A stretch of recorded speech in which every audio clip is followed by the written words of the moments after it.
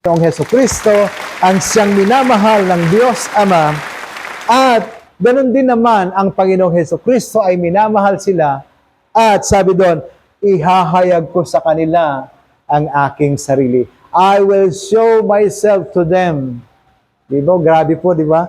I will show myself to them, who is Christ, the Savior, no? Christ, the Messiah, Christ, our Redeemer. Christ is our peace.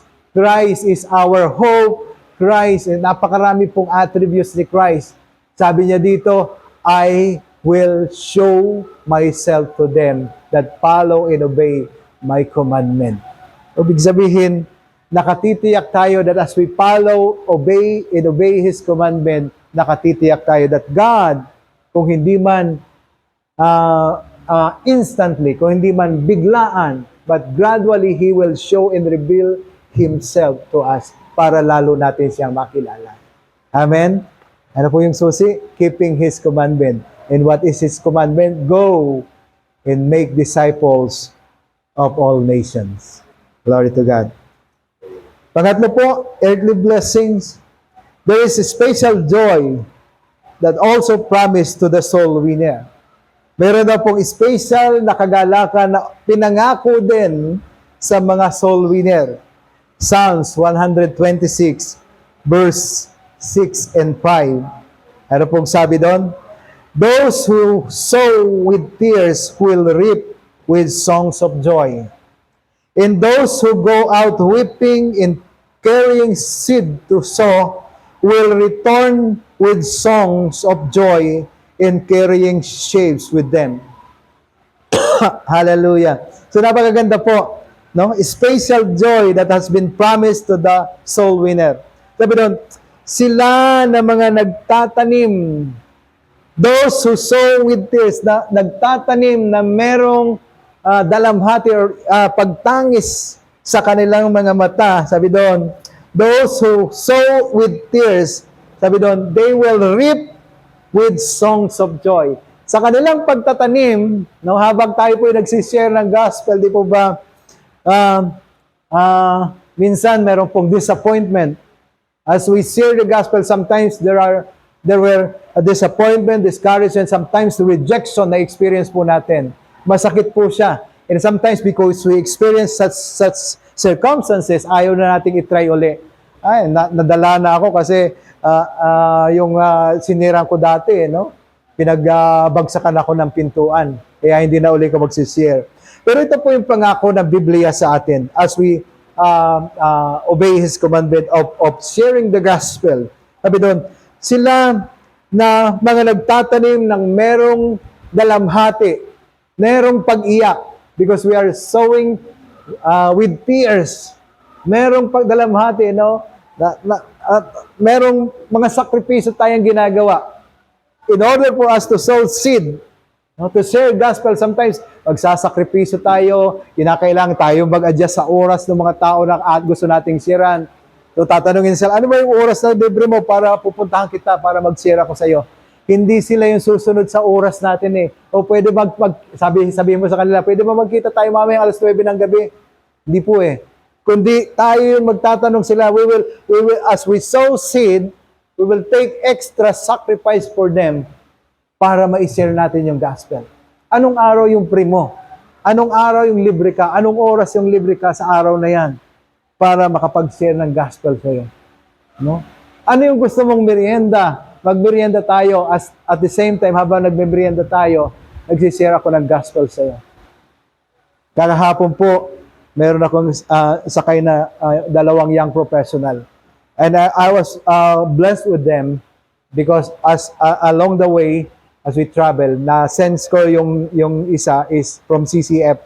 Talagang ardently, he shared the gospel doon sa kasama niya. No? Habang siya yung nag-book ng Grab, siya yung magbabayad, no? More or less, mga 500 plus yung kanilang bill, ibinok niya para makausap lang niya hanggang mula dito sa Timog hanggang BGC para mag-uusap sila. Sharing the gospel. Sometimes, kinakailangan natin gawin yon. Kaya nga sabi dito, merong pagtangis sa pagtatanim. Merong sakripisyo sa pagtatanim. Amen? Meron sakripisyo sa pagtatanim. Glory to God. Sometimes yung oras natin, yung resources natin, isasakripisyo natin in order for us to be able to share the gospel to the lost. Amen? Para makapag-share tayo ng gospel, mayroon tayong isasakripisyo, our time. Okay? Yung time natin. Okay? Ako po, tumatakbo ako tuwing umaga ngayon. But I took this opportunity to share the gospel with my friends na kasama kong tumatakbo doon. Amen? Kasama kong tumatakbo doon. So, unti-unti habang naglalakad kami, hindi naman takbo talaga, lakad lang. I'll share with them the gospel. Pagkapaano nagmamahal ang Panginoon. No? Mahirap po tumakbo tuwing umaga kasi nakakapagod. But I have to do this para makapag-share ng gospel. Amen? Glory to God. So sabi dito, sila na mga nagtatanim na merong pagtangis, merong pag-iyak, ay mag-aani. Sila ay mag-aani with songs of joy. They will reap with songs of joy. Amen? Pagkatapos ng pagtangis, pagkatapos ng pag-iyak, maraming sakripisyo sa pagtatanim, asahan po natin at the end of the day, because meron tayo itinanim, may kagalakan sa ating puso na tayo ay mag-aani. Palakpakan po natin ang Diyos.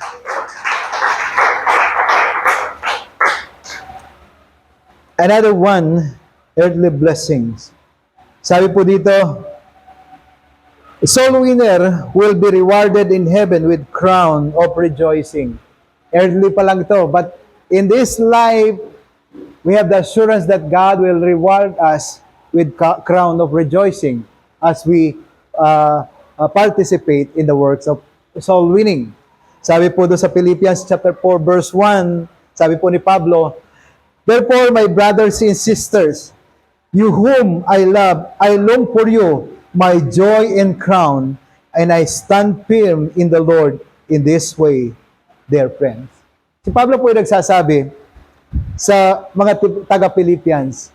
Sabi niya doon, kayo mga taga-Pilipos, mga minamahal kong kapatid, na aking minamahal at aking pinananabikan, kayo ang aking korona. You are my crown, my dear brothers and sisters whom I love. You are my crown. Sabi niya, kayo na mga binabahaginan ko ng Ebanghelyo, kayo ang aking putong ng kagalakan. At sabi doon, I stand firm in the Lord in this way. Pinanghahawakan ko yon.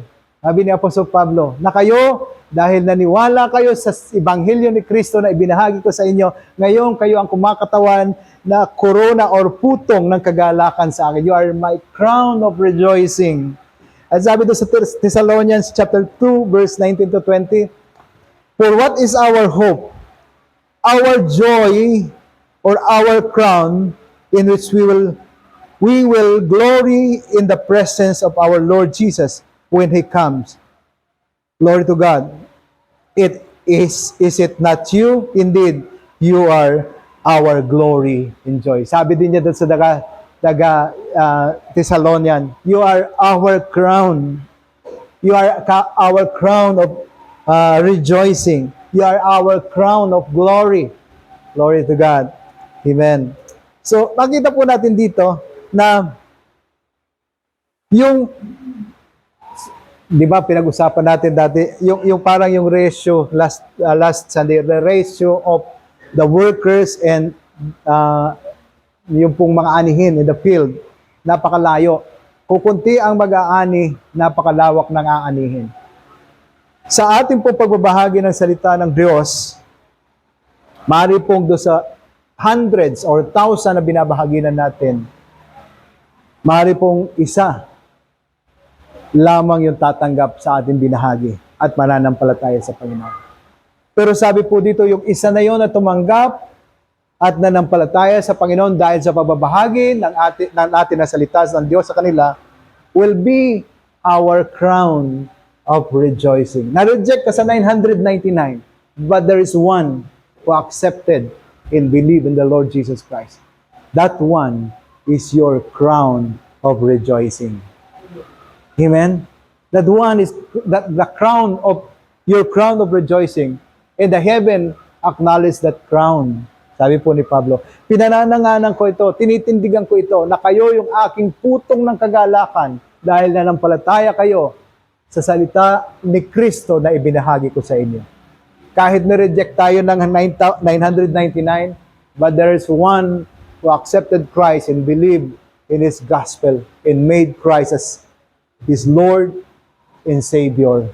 That one is our crown of rejoicing. Sino pong gusto magkaroon ng crown of rejoicing? Amen. Di pa gusto po natin yon.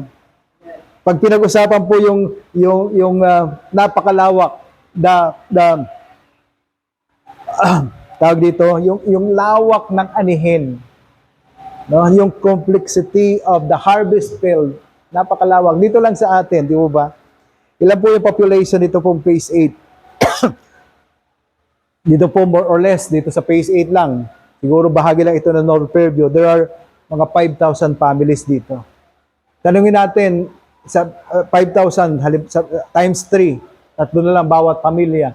There are 15,000 people in this place.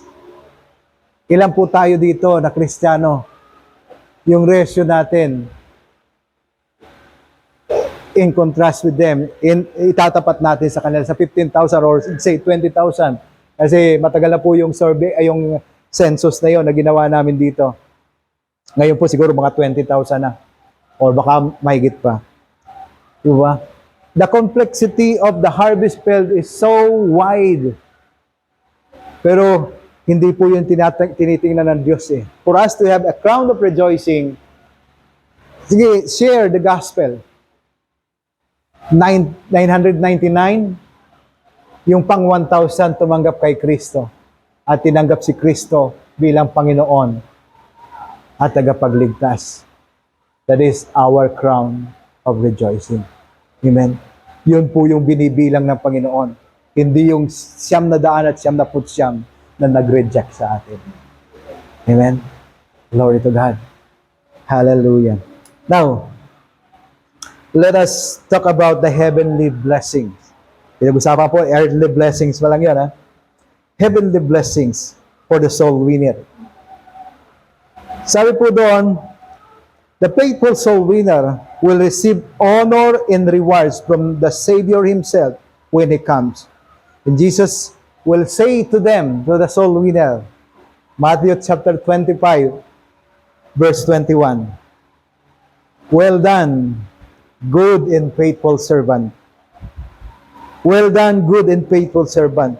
You have been faithful with a few things, and I will put you in charge of many things. Come and share your master's happiness. Ayan. Sabi doon, well done, good and faithful servant. Hindi po sinabi doon, well done. Ikaw na napakarami mong ginawa. Kundi sinabi doon, faithful, good and faithful servant. At sabi pa niya dito sa kanyang citation, ikaw ay napagkatiwalaan sa maliit na bagay. Kaya ngayon, gagawin kitang katiwala ng higit na mas malaking bagay. It's sometimes, pag inisip po natin, isang kaluluwang naman, sino lang ba naman yan? Kanto boy lang yung nasisiran ko. Pag na-win ko yan, ano bang impact niyan? Wala naman. Pero tandaan po natin, sabi dito, kung tayo ay naging steward, naging matapat, kahit kantuboy lang, kahit nonsense yung sisira natin, as long as tumanggap siya kay Christ, ginawa niya si Jesu Kristo na Panginoon tagapagligtas ng kanyang buhay. Amen. Ang sabi ng Diyos sa iyo, ang sabi ni Jesus, you are good and faithful servant. And because you are faithful to the little things, I will put you in charge of the big things.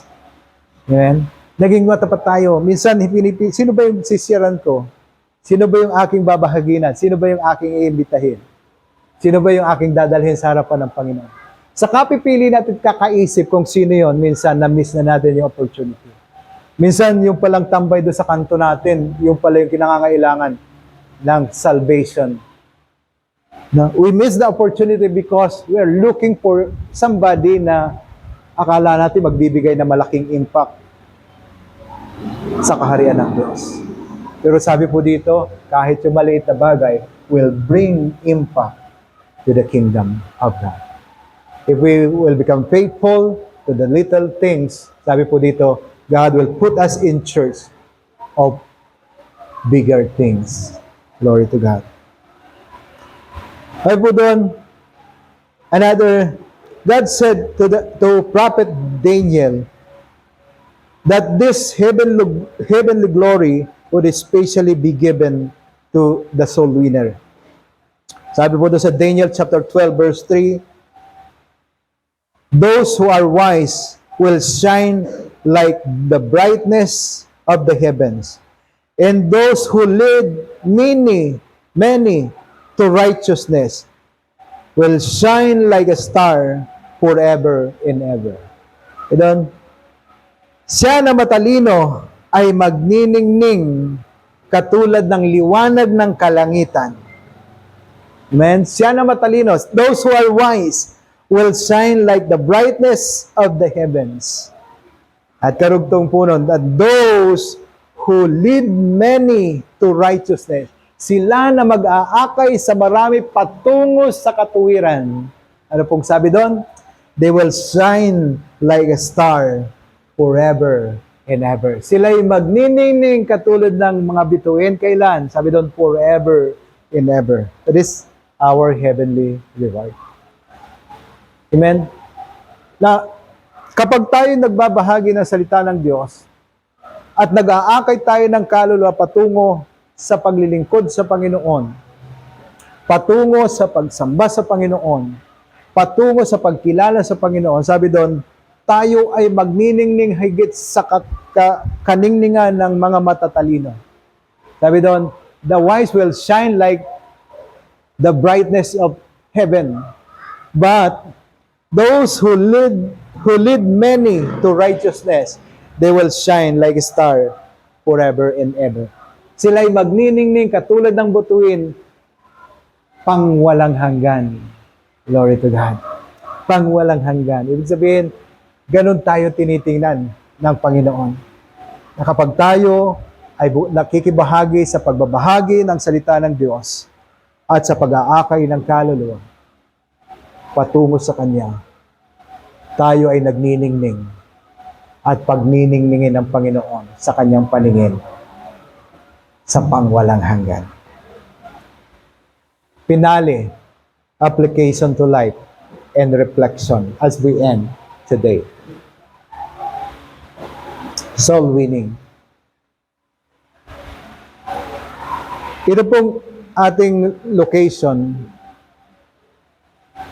is, of course, alam natin yung sitwasyon natin dito. Maybe we are here now, and maybe in the coming days, we will transfer to another place. Sharing the gospel in this area is good. Pero minsan, na-experience na po namin ito, yung pagbabago po ng geographical situation ng church will mayroon po siyang epekto sa church. I remember, it was 2008, TFI was there in this place, in this area. In that time, TFI